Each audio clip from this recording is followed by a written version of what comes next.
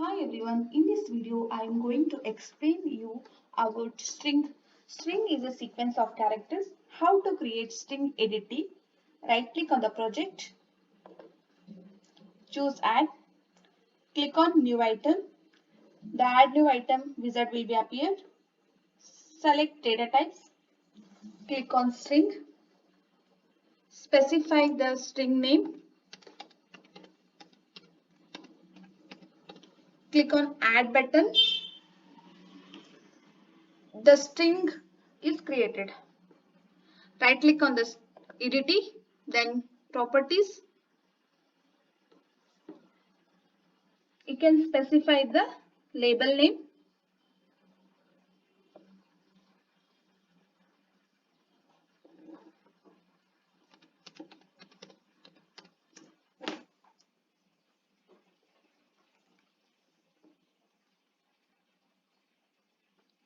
Select the label, then paste.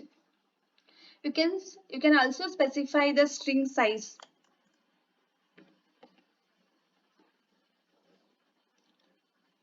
Save it. Now we can able to create string. That's it. Thank you.